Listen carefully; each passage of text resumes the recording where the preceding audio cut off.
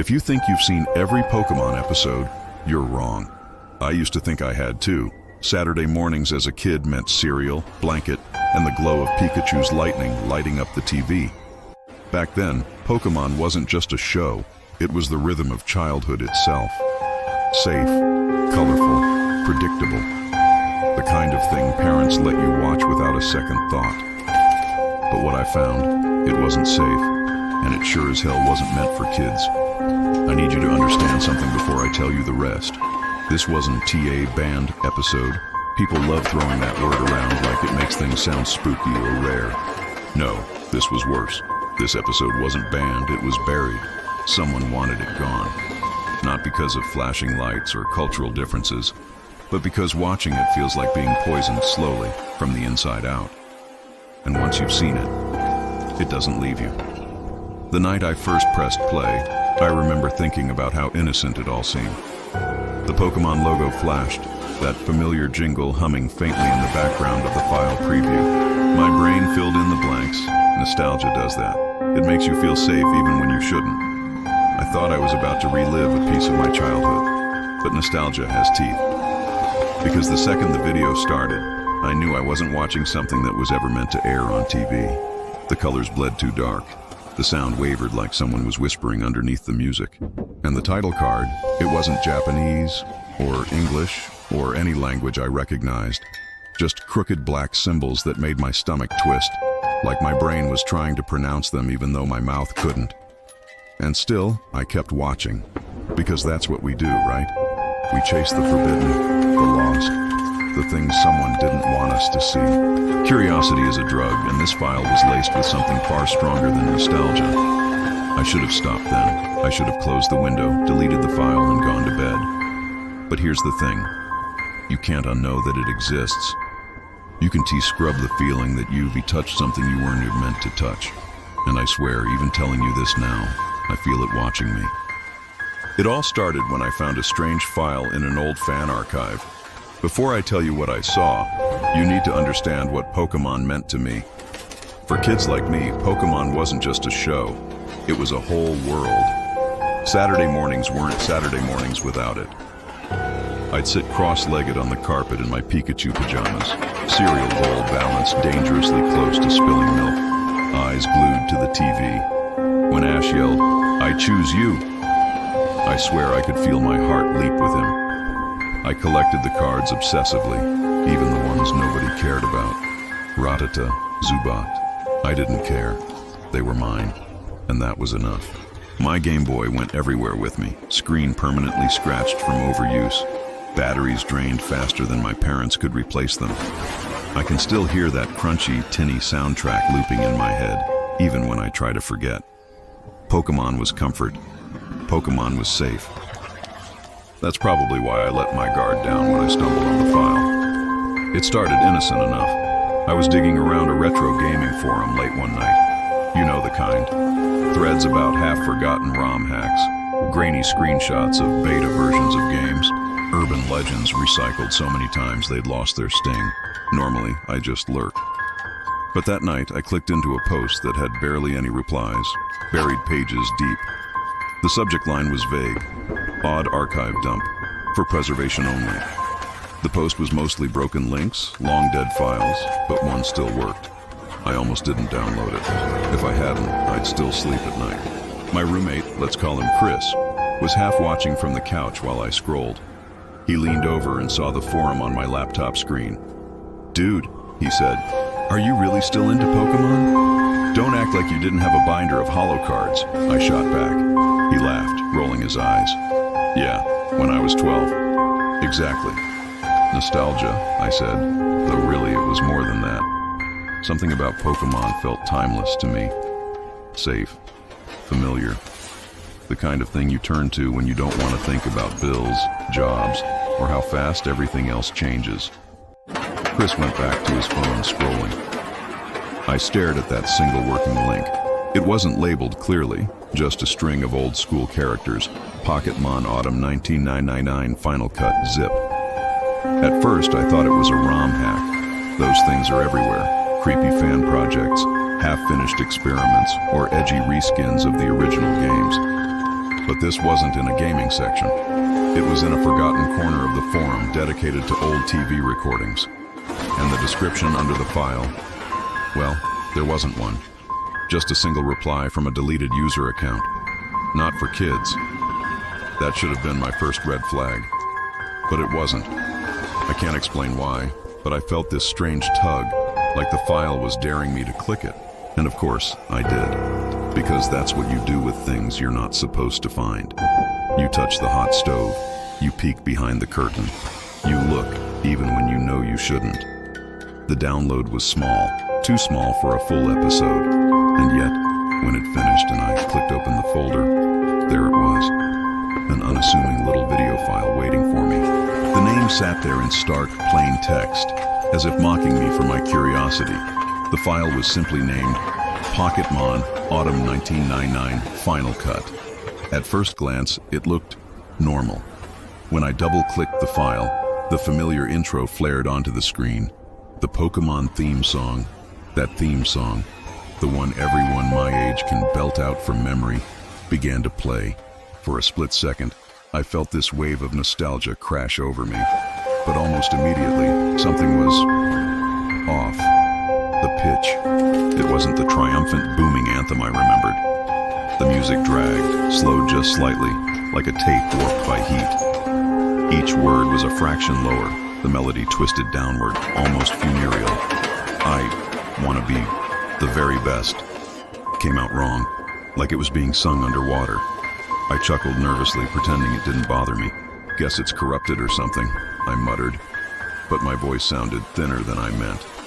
Chris squinted at the screen. Man, this is creepy already. The colors were muted too. Ash's cap looked a dull brown instead of bright red, and the sky behind him wasn't a cheerful cartoon blue. It was this washed-out gray, the kind you see right before a storm.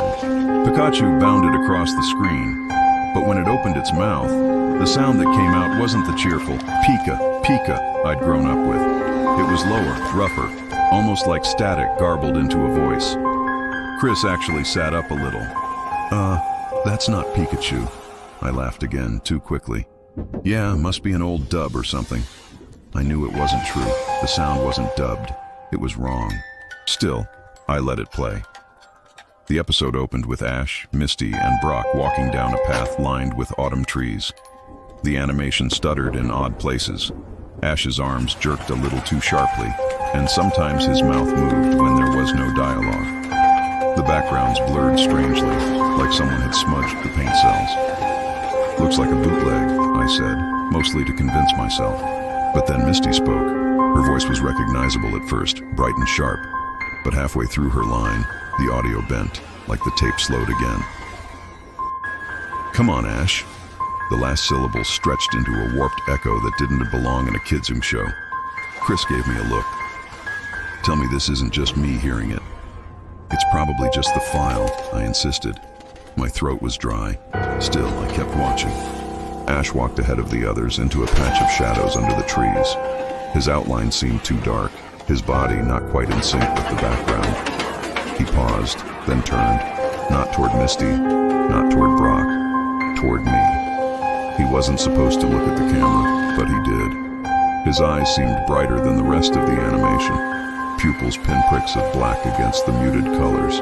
His mouth twitched into a grin, not the goofy, determined smile every fan knew, but something stretched, thin, deliberate. I felt my stomach tighten. Chris whispered, "Dude, he just looked at us." I forced a laugh, though my voice cracked. It's a joke, some animator messing around. But even as I said it, my hands hovered near the trackpad, debating whether to stop the video. The others in the scene didn't notice Ash had turned. Misty kept talking to empty air, her words distorted. Brock's eyelids half closed as if he were asleep on his feet. The background music, if you could call it that, wasn't the cheerful theme I remembered. It was slower now, deeper, notes dragging until they collapsed into droning hums. And then Ash moved closer, not in the normal way, with animation frames showing him stepping forward. No. The background blurred for a moment, and suddenly his face was closer, filling more of the screen, the grin tugging higher at one corner like he was savoring something. Chris muttered, "Nope," Nope, turn that off. I almost did. My finger hovered over the keyboard. But then Ash blinked, too slowly, and tilted his head. His smile widened in a way that felt wrong. That was when I realized the smile wasn't for Misty. It wasn't for Brock. It was for me. I froze. The screen flickered once, colors bleeding together for a heartbeat. Then, without warning, everything cut to black. When the screen came back, it wasn't where it had left off. Ash was standing alone. No Misty, no Brock. Behind him was the Pokémon Center, but it looked wrong. The walls were cracked, the windows dark. The bright red roof was dulled to brown, rust-colored, like it had been abandoned for years. Ash stepped forward, pushing the doors open. The interior was empty. No Nurse Joy smiling from the counter. No Chansey waddling around. The machines that usually healed Pokeballs were silent, lights dead. Dust floated in the still air, though dust doesn't belong in a cartoon. It wasn't drawn. It looked like a real overlay, like someone had filmed particles and layered them onto the animation. I frowned, leaning closer to the screen. My chest felt heavy. Chris whispered, "Where'd Misty and Brock go?" I didn't answer. Ash's footsteps echoed unnaturally loud on the tiled floor. He glanced around the empty Pokémon Center, his expression unreadable. The background music that usually played was gone, replaced by something subtle, notes that seemed reversed, playing backward. It didn't sound like music so much as a memory unraveling. Then I noticed the Pokeballs.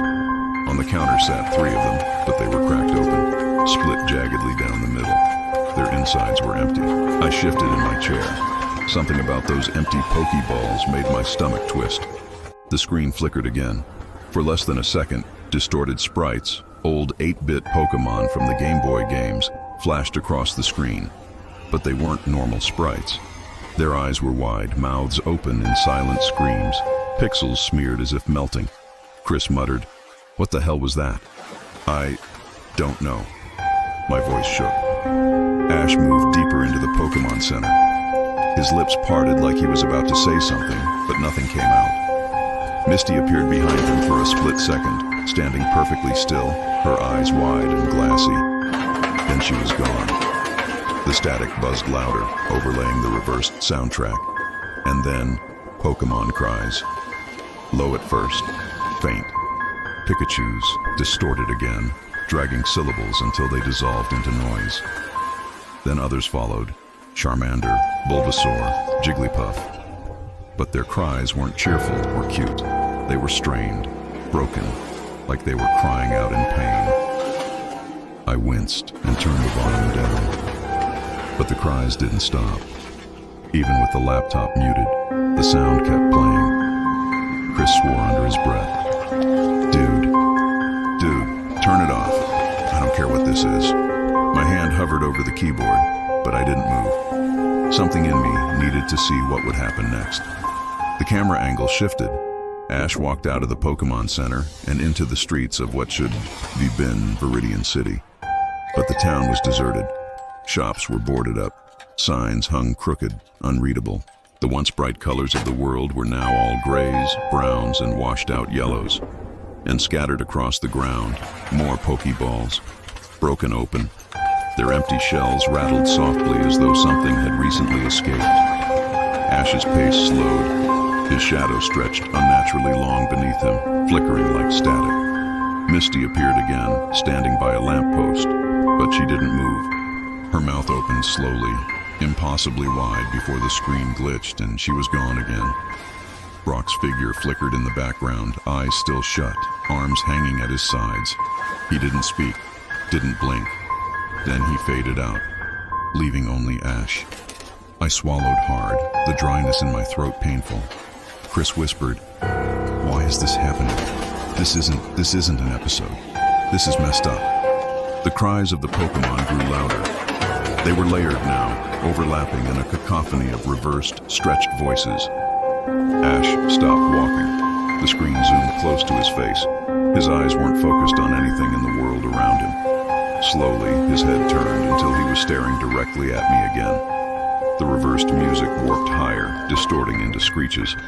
The Pokémon cries twisted until they no longer sounded like voices at all, but like static trying to form words. My stomach dropped. Chris leaned back, his face pale. "He's looking right at you." I didn't reply. The static filled the speakers until it rattled the laptop frame. For one unbearable moment, the Pokémon cries merged into something almost human, a chorus of whispers, too fast to understand but undeniably words. I reached for the power button. That's when Pikachu appeared. It stood at Ash's side, silent at first, its colors darker than normal. Its tail flickered like a jagged lightning bolt drawn by hand, over and over, layering on itself until it quivered. And then it turned, not toward Ash, not toward the town, toward me. Its mouth opened, pixels cracking wide, and in a voice that wasn't its own, it spoke. When Pikachu's mouth moved, the sound that came out wasn't a cry. It wasn't even close. It was a voice, warped, slowed, layered with static, but words were buried in it. My name. I froze. Chris turned toward me instantly, eyes wide. Did it just say your name?" I couldn't answer. My throat locked. My brain kept scrambling for excuses. Maybe it was just a coincidence. Maybe the distortion just sounded like my name. But then Pikachu spoke again, clearer this time. "My name. We've been watching you." The voice dragged, like a tape warped from being played too many times. It didn't sound like Pikachu or a human or anything that should have come from an old cartoon. It sounded wet, like words whispered underwater. My hands trembled over the keyboard, ready to slam the lid shut. But I couldn't move, because the screen changed. For less than a second, hidden frames cut in, so fast I almost thought I imagined them. A dimly lit room, blue walls, a small twin bed with Pokémon sheets. My Pokémon sheets. My childhood bedroom. Chris gasped. "Wait, dude, that looked like..." "I know," I hissed, voice cracking. The episode resumed like nothing happened. Ash stood motionless in the empty street. Pikachu kept staring out of the screen, as though nothing else existed. Static flickered again. Another hidden frame. This time it was unmistakable. A screenshot, not of a cartoon, but of a real photograph. Me, at maybe 6 or 7 years old, sitting cross-legged on the floor, holding a Game Boy Color. My first one. I remember that picture. My mom had taken it on some disposable camera, but it was blurry, not like this. The version on the screen was clearer, higher quality, as if whoever or whatever was showing it had been in the room. Chris whispered, No way. This has to be fake. Some kind of ARG, right? Right?" I couldn't answer. The whispers grew louder. Pikachu's voice layered over itself, fragments splitting apart and reforming. "We've been watching you since you were small." Static filled the edges of the screen. Distorted sprites, Pikachu, Charmander, Bulbasaur, all glitched into the corners like corrupted data. Their eyes bled into pixels. The frames cut again. This time I saw myself at 12, sitting at my old desk, drawing Pokémon in a notebook. Then another, me at 15, asleep in my room. The angle was wrong. Too high. Like something had been looking down at me from the ceiling. Chris's face had gone pale. His voice was shaking. You said you downloaded this off some forum, right? What if it's like malware? Some hacker? Someone watching you through your webcam?" I wanted to believe him. God, I wanted to believe that. But the pictures weren't recent. They weren't from my laptop. They were from my past. And then the worst one appeared. The frame was darker, harder to make out, but I knew what it was the second I saw it. It was me, not as a kid, not as a teenager.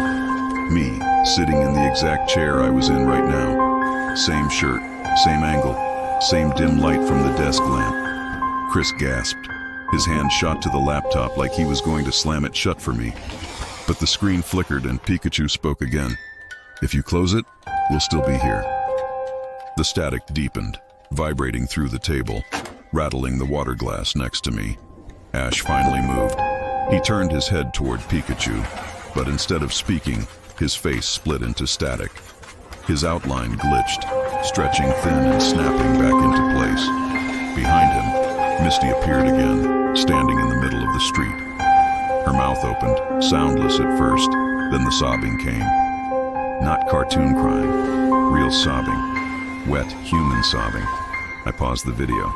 The sobbing didn't stop. Chris grabbed my shoulder, his voice panicked. "Shut it off, now!" But my hand froze. My fingers hovered inches above the keyboard, numb. The sobbing grew louder, closer, until it wasn't coming from the speakers anymore. It was in the room. Pikachu blinked slowly, like it knew I was hesitating. The static erupted into words again, dozens of voices overlapping. "You're already part of it." I snapped out of it, adrenaline crashing through me. With a sharp breath, I slammed the laptop shut. The screen went black, but the audio didn't stop. The sobbing kept going, and underneath it, faint, warped, almost playful, I heard Pikachu's voice whisper one more word: "Stay." Chris was sitting right beside me. I remember it clearly. His hand gripping my shoulder, his voice cracking, his face pale from what we'd just seen. I remember the way he looked at me, like he wanted me to shut the whole world off and pretend this had never happened. But when I opened the laptop again, he wasn't there anymore. The seat next to me was empty. At first, I thought he'd just bolted, stormed out of my apartment in fear. But I didn't hear the door slam. I didn't hear footsteps. The silence felt too heavy, too deliberate. "Chris?" I called out, voice trembling. No answer. I grabbed my phone, hands shaking so hard I nearly dropped it. I hit his number on speed dial. The call connected, but instead of ringing, I got nothing but static. Low, crackling static that hissed against my ear, like someone breathing too close to the mic. I yanked the phone away. The static kept going until I hung up. My heart thundered in my chest. I needed proof he was still real, still out there. I opened my gallery, photos from last week when we'd gone out for cheap beers after work. I scrolled to the group shot we'd taken at the bar. Only, there was no Chris. I stared at it, confused, my brain rejecting what I was seeing. There we were, me and two co-workers, raising our glasses. The space where Chris had been was gone. The stool he sat on was empty. I frantically checked more. Photos from months back, from years back. Camping trip, birthdays, movie nights. Every single picture that had once had him in it was altered. Edited, as if he'd never been there. I sprinted to my living room where a framed photo hung on the wall. My 25th birthday party. He'd been standing right next to me, grinning, holding the cake. The frame still hung crooked on the wall, but inside the photo, no Chris, just me, smiling alone with a cake, my hand lifted into the air like I was holding it up for no reason. My stomach dropped. The laptop chimed. The episode had restarted on its own. I hadn't touched it. I didn't even remember opening it again. But there it was, the same corrupted Pokémon world flickering on the screen. Ash, standing in the empty street. Misty, silent. Pikachu watching me. Only now, the animation had changed. Inside the Pokémon Center, at one of the tables, there were two chairs. One was occupied by Ash, slumped forward, his eyes glitching. The other chair was empty. And it was exactly the same kind of chair Chris had been sitting in just moments ago in my apartment. The frame lingered too long on it, almost daring me to acknowledge it. I whispered, barely audible, no. Because suddenly it clicked. Chris hadn't left. He hadn't run. He'd been erased. The show was rewriting itself as if he'd never existed. And the worst part, it wasn't just the show. My photos, my phone, my memories were intact, but everything else had been altered, cleaned, sterilized. I was the only one who remembered him. The static swelled again, bleeding out of the speakers, wrapping around the room like invisible smoke. Then the whisper came. Not Pikachu's this time, something deeper, colder, layered with voices I couldn't recognize. "Prove you deserve to keep watching." The words cut through me like a blade. I slammed the laptop shut, my chest heaving. But even in the silence that followed, I couldn't shake the image of that extra empty chair. Waiting, always waiting. The next time I opened the laptop, the file didn't just play, it spoke. No theme song, no intro sequence. The screen opened to black with a single line of text written in a sickly shade of green. We know. The letters pulsed like a heartbeat. Then the audio began, layered voices, distorted, some high and childlike, some low and almost inhuman. It didn't sound like Pokémon anymore. It didn't sound like anything meant for human ears. A second line appeared, obey or be seen. I felt my throat go dry. What do you want? I whispered before realizing how insane it was to talk to a file. The black screen flickered to life, showing the interior of a Pokémon Center, but not the one I remembered. The walls were smeared with static like wet paint. All the monitors that usually displayed maps or healing stats now glowed with the same sickly green text. Only now, my face was on every single one. Me, sitting at my desk. Me, scrolling through old photos of Chris. Me, as a kid in my childhood bedroom, photos no one else should have. I reached for the power button. It didn't work. I pulled the battery. The screen stayed lit. Then came Pikachu's voice. Warped, bubbling, like it was underwater. We'll tell them your secret. My heart stopped. I hadn't thought about that in years. The one thing I'd buried so deep no one alive should know. The thing I'd sworn would never come out. How? I croaked. How do you know? The screen flashed. For a moment, I thought it was an answer, but it was worse. It was a photo of my attic, the exact spot where the last physical evidence of that secret still sat in a box. Another line of text, destroy the box. No, I said, my voice shaking. You're not real. You're not... The room went dark. Every bulb in the apartment popped in unison, plunging me into a flickering nightmare of red exit signs and the glow of the laptop. My phone buzzed with dozens of notifications, each one a message from an unlisted number. Do it. Do it. Do it. I squeezed my eyes shut. It's just a file, I told myself. It's just a stupid file. When I opened them, my apartment wasn't my apartment anymore. It had the same dimensions, but the walls were gray, featureless, like the background of an unfinished game. My posters were gone. My couch was gone. Every photo I'd hung on the wall had been replaced with frames containing static. The laptop sat at the center of it all, glowing like a portal. Another command appeared. Delete your photos. My phone unlocked itself and began scrolling through my gallery, selecting images one by one, vacations, birthdays, every friend I'd ever had.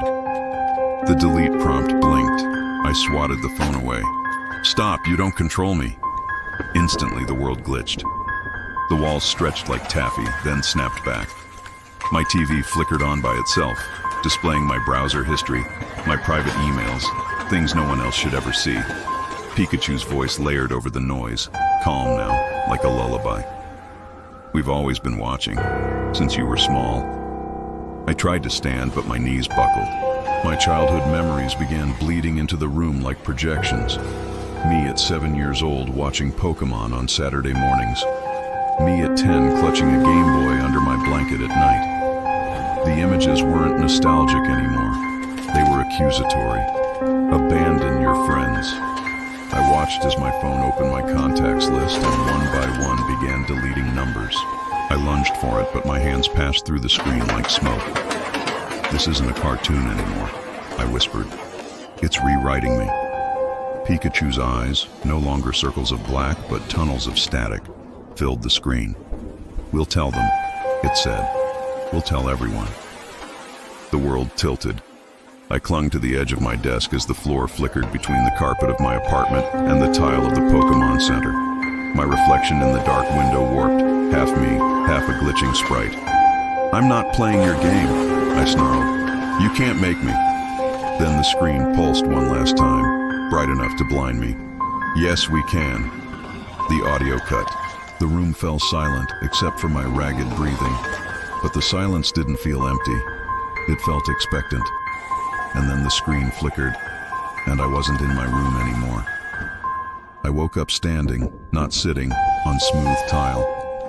For a few seconds I thought I'd fainted and dreamed the whole thing. But the smell hit me first. Antiseptic, like a hospital but sharper. Then the colors registered, bright, cartoon bright, oversaturated like someone had turned up the contrast until everything burned. I wasn't in my apartment anymore. I was inside a Pokémon Center. At least that's what it looked like. The red counters, the glossy floor, the Nurse Joy desk. But it was wrong. The posters on the walls weren't smiling Pikachus or safety tips. They were blank rectangles that flickered like dead pixels. The healing machines glowed a dim, sickly green. And there was no one else. No Nurse Joy. No Shancy. No trainers sitting on the benches. Just me. Hello? My voice echoed unnaturally, stretching for a beat too long before snapping off like tape being cut. I turned a corner and nearly gagged. A row of Pokeballs sat cracked open, spilling not light but static, like tiny television's bleeding signal. I reached for one out of reflex, but it hissed and dissolved before my fingers touched it. I stumbled backward, heart hammering. "This isn't real," I whispered. "This can't be real." But when I pinched my arm, it hurt. Something moved at the edge of the hall, a figure in a cap. My stomach flipped. "Ash?" He turned. It was Ash Ketchum, down to the blue jacket and fingerless gloves. But his eyes were wrong, completely hollow, like someone had punched 2 holes through the model. His mouth opened and closed with no sound. Then finally, a voice like a dial-up modem escaped. "You shouldn't have come here." I stumbled back. I didn't choose this." He tilted his head in a jerky, unnatural arc. His Pikachu padded out from behind him, but it wasn't Pikachu anymore. Its fur shimmered with static. Its tail bent at an impossible angle, and when it grinned, its jaw split far too wide, hinges cracking like a puppet's. "You belong to us now," it said in a voice layered with 1,000 others. I turned and ran. The hallway stretched and warped as I sprinted, rooms flickering past like frames in a broken film. Gym arenas, battlefields, cities, all empty. Trainers stood frozen mid-battle, their mouths open in silent commands. Pokémon were caught mid-attack, but their forms were glitchy, distorted. Charizard with too many wings, Gengar melting into a puddle of pixelated goo. Everywhere I went, screens glowed with my face. Screens on walls, on vending machines, on billboards. Static whispered under every sound, filling my ears like water. I burst out of the center and into daylight, or what passed for it. The sky was flat gray with no sun, just a pulsing glow that flickered every few seconds. Towns I remembered from the games were stretched out like low-res textures, doors too tall, windows too small. Everything had the wrong proportions, like a nightmare version of nostalgia. Somewhere behind me, footsteps. I spun. Ash stood at the edge of the street, motionless, his hollow eyes locked on me. His lips moved, but the voice came from everywhere at once. "You're in the episode now." I backed away. "Why me?" Pikachu appeared next to him, its jaw still unhinged. Static bled from its mouth with every word. "You watched," it whispered. "You accepted the file." Its fur crawled like ants. Its eyes flickered with green code. And then, leaning forward until its face filled my vision, it hissed, "We've been waiting." I bolted down the street. My sneakers squealed on tile that wasn't tile, grass that wasn't grass. Every building was just a painted facade. When I pushed against a wall, my hand sank through like jelly and came out coated in black pixels that crawled over my skin before fading. Behind me, voices rose in a chorus, Ash's, Pikachu's, Brock's, Misty's, all layered, chanting, "You belong to us now." I tried to cover my ears, but it didn't stop. It was inside my head now. I ducked into an alley, heart pounding. My phone was in my pocket. I don't remember putting it there, but the screen was on. Messages flooded in from an unknown sender. "Stay still. Don't breathe." My pulse spiked. Then the last message appeared. "Your address." And there it was. My real physical address, my actual apartment, down to the unit number. "Stop!" I screamed, hurling the phone against the wall. It shattered into static before hitting the ground. The world went silent. I turned and found myself staring at Pikachu again, just inches away. Its mouth didn't move this time. Instead, a soft whisper seeped directly into my skull. "Just before you blacked out, we whispered your name. This time, your address. Next time." The world flickered once, twice, like a dying light bulb, and then darkness rushed up like a wave. The The last thing I heard before everything went black was Pikachu's voice, sweet, sing-song, echoing like a lullaby. You belong to us now. I woke up in my bed. For one heartbeat, I thought it was over. My sheets were warm, the blinds half open, sunlight creeping in. The familiar hum of my old fridge drifted from the kitchen. For the first time in what felt like hours, maybe days, I thought. It was just a nightmare.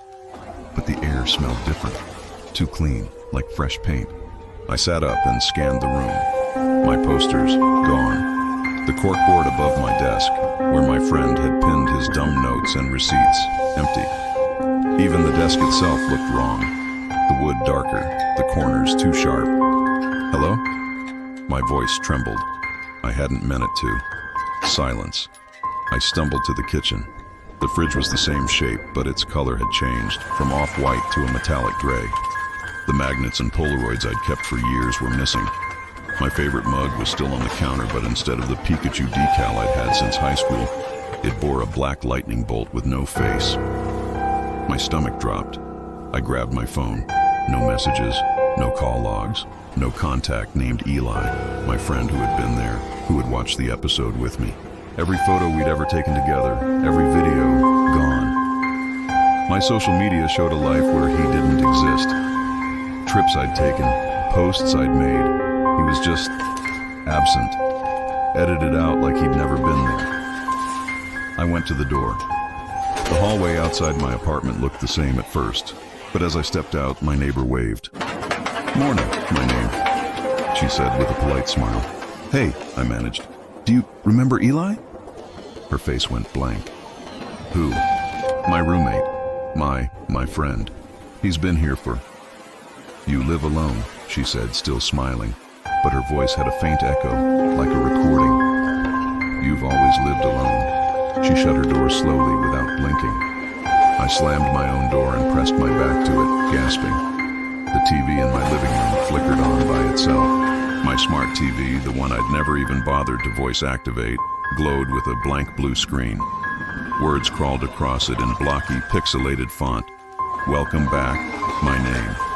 My throat tightened. The screen changed. A Pokémon episode started playing, not one I'd ever seen before. Ash was walking through a forest under a blood-orange sky. His eyes were hollow.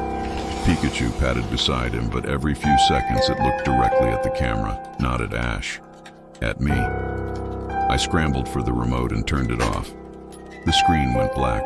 My reflection stared back, except my eyes glitched, just for a second, like static. I tore through my drawers, searching for proof I wasn't crazy. Old photo albums, hard drives, backup USBs.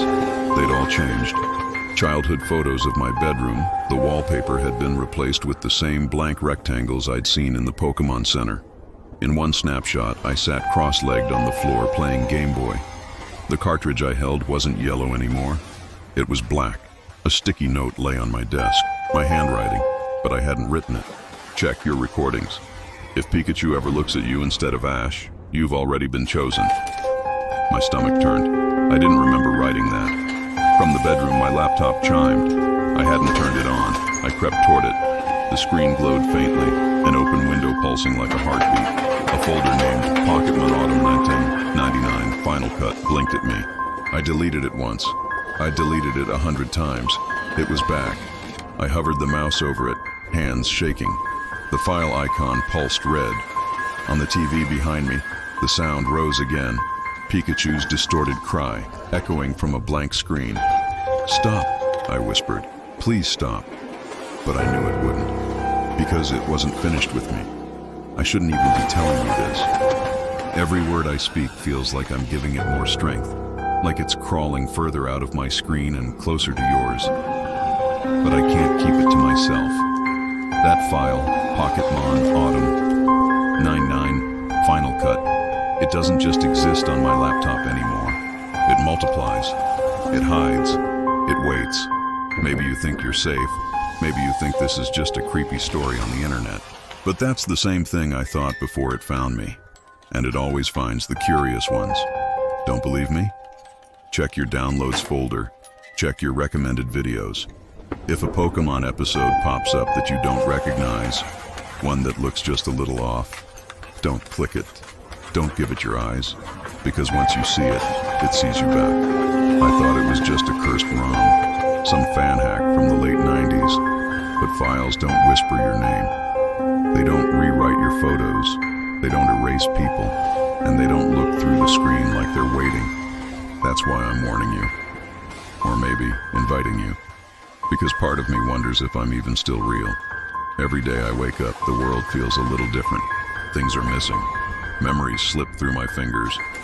The only constant is that folder sitting on my desktop like an open wound, daring me to click it again. And I know, it wants to spread. So, if tonight, your smart TV turns on by itself and the Pokémon theme starts to play, but it sounds slower, darker, wrong, don't sit there and watch. Or maybe, do. Maybe you're braver than I was. Maybe you'll survive what it shows you, because I need someone else to carry this. I can't keep it alone anymore. So I'll leave you with this. If you see a Pokémon episode you don't recognize, don't watch it. Or maybe, do. Because I need the next viewer. Tell me, have you ever seen an episode of Pokémon that felt off? Maybe something you swear you remember, but no one else does? Share it. Tell me. Maybe it's already spreading. And if Pikachu ever looks straight at you instead of Ash, it's too late.